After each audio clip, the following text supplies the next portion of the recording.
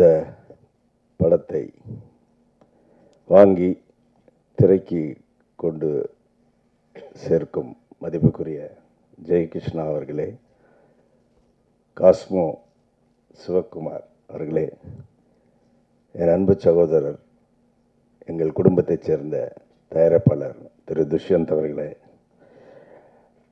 இசையமைப்பாளர் இமான் அவர்களே, மாரிமுத்து அண்ணன் அவர்களே, யுகபாரதி அவர்களே, சந்திரன் அவர்களே, இளையராஜா அவர்களே, கிஷோர் அவர்களே, ஹரீஷ் அவர்களே, மீதி 2 பேர் யாராக இருக்காங்க, அவர்களே நடையில் மற்றும் இங்கே வருகை தந்திருக்கும் பத்திரிகை நண்பர்களே, தொலைக்காட்சி நண்பர்களே, எங்களை எல்லாம் வாழ வைக்கும் ரசிக பெருமக்களே, அனைவருக்கும் என்னுடைய முதற்கண் வணக்கம். 1984 மகேந்திரன் சார் படத்தில் கை கொடுக்கும் கை என்ற படத்திலே அறிமுகமானேன். 30 வருடங்கள், 300க்கும் மேற்பட்ட படங்கள், வெள்ளி விழா படங்கள், 100 நாள் படங்கள், பட்டங்கள், எத்தனையோ பட்டங்கள், எத்தனையோ நாடுகள், எல்லாத்தையும் பார்த்துட்டு எல்லா நடிகர்களுக்கும் ஒரு இறங்கு முகம் வரும். எனக்கும் வந்தது. வந்தாலும் இந்த கலையை நான் கைவிடவில்லை, பிடிச்சிக்கிட்டே இருந்தேன். எப்படின்னா மிமிக்ரி பண்ணுறது, ஸ்டேஜில் வந்து ஷோஸ் பண்ணுறது, அது பண்ணுறது, இது பண்ணி சுற்றிக்கிட்டே இருப்பேன். திடீர்னு ஃபிலிம் சேம்பரில் வந்து கமிட்டி மெம்பர், நடிகர் சங்கத்திற்கு விடலை. ஏன்னா எனக்கு இந்த தொழில் தான் தெரியும். சரி, தமிழ் சினிமா நம்மளை மறந்து போயிடுச்சோ, கூப்பிடாதோ அப்படி இயங்கிக்கிட்டு இருந்த காலகட்டத்தில் என் கைபேசியில் ஒரு குரல் என்னை அழைத்தது. அது வரம். வரம் என்றால் எனக்கு மட்டும் வரம் அல்ல, தமிழ் திரையுலகிற்கே வரம். அதுதான், அந்த வரம் தான் பிரபு சாலமன் அவர்கள். கூப்பிட்டு கதையை சொன்னார். கதையை சொல்லிக்கிட்டே இருக்கும்போது நினச்சேன், நம்ம தான் ஹீரோவுக்கு ஃப்ரெண்டு. மாட்டிக்கிச்சிரா நினச்சா, ஃபினிஷிங் கதை சொல்லி முடித்த பிறகு நீங்கள் தான் ஹீரோயினுடைய அப்பா. அப்படி ஷாக்காகி அப்படி சந்தோஷமாக சிரித்தேன்.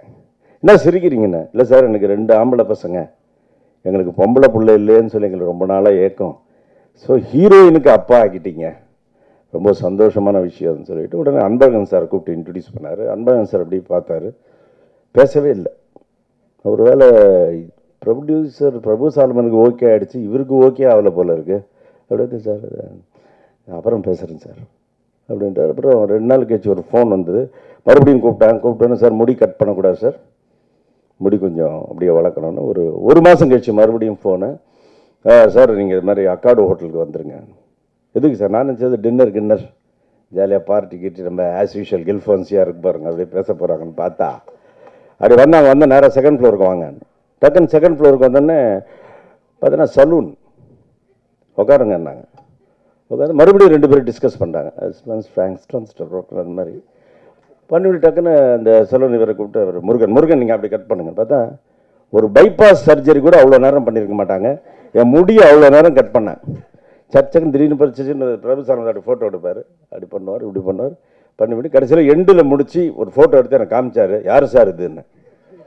கபீர்னு தூக்கிப்பட்டது. நானா இதுதான் நீங்கள் தான், இனிமேல் இப்படி தான் அப்படின்ட்டு. அப்புறம் அன்பழகன் சார் வந்து அதை நேரேட் பண்ணுற, இந்த கேரக்டர் இப்படி தான் பண்ணணும், இது 2016, நீங்களாம் 80-90, இது 2016, இப்படி நடிக்கணும், அப்படி இருக்க அந்த அளவாக நடிக்கணும், அப்படி இப்படின்னு சொல்லி அந்த கேரக்டரை ஃபார்ம் பண்ணி ஒரு வேறு டைமென்ஷனில் எடுத்துகிட்டு போய் என்ன நடிக்க வச்சாங்க.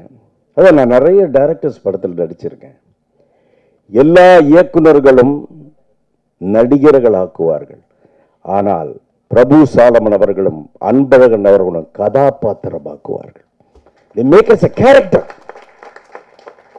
ஏன் சொல்கிறேன் என்றால், இந்த வேடையில் என்னுடைய அன்பு தம்பி துஷ்யந்த் இருக்கிறார். கதாபாத்திரத்திலே அந்த கதாபாத்திரத்தை வாழ்ந்த உலக நடிகர், என்னுடைய கலைக்கடவுள் நடிகர் திலகம் சிவாஜி கணேசன். கண்டிப்பாக அவர் இருந்திருந்தால் பிரபு சாலமன் இயக்கத்தில் நடித்திருப்பார். அதுக்குதான் என்னமோ தெரியல, கும்கியில வந்து விக்ரம் பிரபு நடிச்சிட்டாருன்னு நினைக்கிறேன். கண்டிப்பா, ஏன்னா கதாபாத்திரம் அந்த கேரக்டர்ல இருந்து தள்ளவே கூடாது யாரும். ஓவரா சிரிச்சா கட்டுண்டுவாங்க, டக்குன்னு கட்டுண்டுவார். ஓரமா சிரிச்சா அதெல்லாம் பண்ண சார், இதெல்லாம் கண்ணெல்லாம் ரெப்ப ஏன் சார் தூக்குறீங்க அப்படின்னு. திடீர்னு ஒரு மாதிரி கோவம் வரும் பிரபு சார். அது அன்பழகனுக்கு வந்து கோவம் எங்கே தெரியுங்களா வரும், மூஞ்சியில் தெரியவே தெரியாது, சைடில் யாரையே பார்ப்பார், நினச்சி வந்தாலும் கோச்சிக்கிட்டான் போல இருக்குன்னு. அவ்வளவு சார். அதாவது என்னென்ன டெடிக்கேஷன் த குரோர், டெடிக்கேஷன் த குரோர். நான் என்னோட 30 வருஷத்துல நிறைய படங்கள் நடிச்சிருக்கேன். இவ்வளோ டெடிக்கேஷன் நான் பார்த்ததில்ல. அப்படியே வருவாங்க எல்லாமே. காலையில் வந்தால் நாங்கள் என்ன பண்ணோம், மேக்கப் தான். மேக்கப் யாருக்குமே கிடையாது, மேக்கப்பே கிடையாது யாருக்குமே. அதே மாதிரி அந்த ஊர் ஜனங்க கூடயே அப்படியே பழக்கணும். அப்படியே சேர்ந்து இந்த படத்தை வந்து முடித்தாங்க.